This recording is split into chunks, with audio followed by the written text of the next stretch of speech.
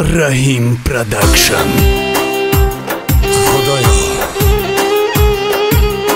از تو طلب دارم غریبان را در پناهت نگهبان باشه. بگذار با دستی پر با سری بالا با تنی صحت به وطن برگردم. خداوندا دعایم را قبول بنما. غریبی درد و غم را بشو کردی، غریبی سینه ها را رشو کردی. چرا از دی ندیده تا به امروز، غریبی جبر بر درویشو کردی. چرا از دی ندیده تا به امروز، غریبی جبر بر درویشو کردی.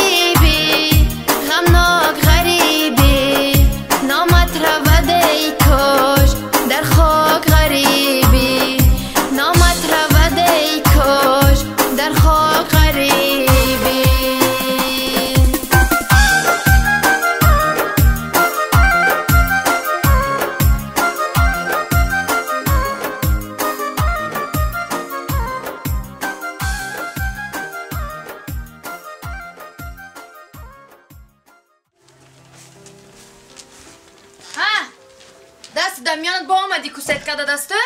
نه جون اخی افتاب گرم شید. سترویکه هم میروز تمام کده این کاره. افتاب گرم شید گفته در خونه هیچی نسته بغض اینم دو چی دیگه هیچی نسته. ای شکر که زنه جون همشه شکرو؟ او هیچی نیست من چخله اوقات کنم وازی باق جغ دا آسمان مبروه که اوقات کردی گفتم قد مرده که بمیانی تو میشته همی خیلی هم زندگیم ده زنک جون تو خواهد که همش خوب میشه آخی من خونه یا چم اومدم بچه خاله گفته یا اول خونه تربی مرده همی قد بمیان نشیده آخی زنک من هم فکر میکنم آخی همین کار نیست چیکار کنم همین کار باشد من هم میکنم آخی من روزی دروز از پس زندگی میبرم کار میکنم میدوم خیست روی که تمام شید کار میکنم گفته چی کار کردی من یکم کار شما رو ندیدم کو زنک نوشگری نکه آخر من میدونی که تو را دوست میدارم به خاطر تو همین کارا میکنم هم خالی دوست داری تا نکن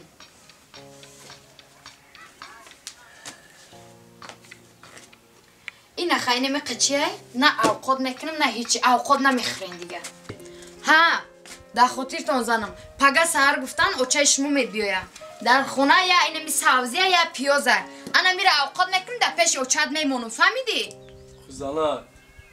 دیگه من مرغ نوشکی آوردم که اما اوچم بیاید ده نوشکی که سرخش که زیغ میشود اون نوشکی آوردگی تا اوچم اومدگی بود دینه در پیش او اوقات کرده بودم هیچ گم نه زنک جون شما فکری اوچه اختو نمیکنه فکری اوچه مرا نمیکنه من فکری اوچه میکنم زنک جون ما مردکم من با میبیارم قرض میکنم لیکن من اوچه ترم و بربرد اوچه خود میدونم من یافتگی من میبیارم من فکری خونه و درم میکنم تو زیغ نشو من برای اوچم هیچ گب نه با اوچه دا کردی خوب کردی باید میدوزو خونه فرزند شما ده یکم گب نداره با من میرم یه جو کار میکنم قرض قولا میکنم با میبیارم با اوچه من مهمانداری میکنی هیچ گب نه تو زیغ نشو التیما زنک جون در این پسیو باید تو منو بفهمی ایرا هرگیز اید نبرار خداوند کم ریسک کرده و بریسک نکرده ممکن سنجیشی خداوند باشه یه روز یا پگه حتما یک جای کاری نقض میبیم ما صاحبی همه چی با میشیم توی قدر غرغر نکر بالای سوخته نمکه هم نریزنه مرا مردکم ناموز دارم انشالله همش بود میشوه همه قطیش یک متر کفن برده یا نه این خونه داره ما قطیمون نمیبریم پول کشید همشه خوب میکنیم آخه ای مردک زندگی خمان که جدا هیا همین اوچه تا زندگی جدا چی باگه نمیبیا در زندگی ما چقه میشه هر روزی در روز میبیا جنگ میشه میخیزه میروه زنک جون آخه تو میدونی که ما در زندگیم غیر یک پدر و مادر هیچ کس دیگه ندارم خیلی سینساشون به یک جور رسیده است آخه باخی نگو آخه زنک جون میدونی که آدم سینسالش به یک جور رسید مثل کودک میشه طاقت کن زنک جون التیماس ما رو در این پسیو بفهم آخه مرا گوش که این قصالی که زندگی کردیم در همین پیش ما چقدر ما قدر دارم ای زنک جون انا این دیگه گفت تو میدونی برای ما مادری فرزندای من هستی تو بهشتی روی زمینی برای ما فقط همی گفت میگی زنک جان تو بهشتی زمینی مایی بهشتی مایی از راستی میگویم زنک تو بهشتی روی زمینی من هستی که در این بیکسی و تنهایی و در این نداری من با من طاقت میکنی آخه مرا گوش که مرده خیلی چیده اوچت میبیایا یک بار پشتی مرا نمیگیری یک قغرغر میکنه چی با یک بار پشتی مرا نمیگیری زنک جون تو بهشتی روی زمینی برای من ولی هرگیز یک چیز رو از یادت مبرار که بهشت در زیر پای مادران است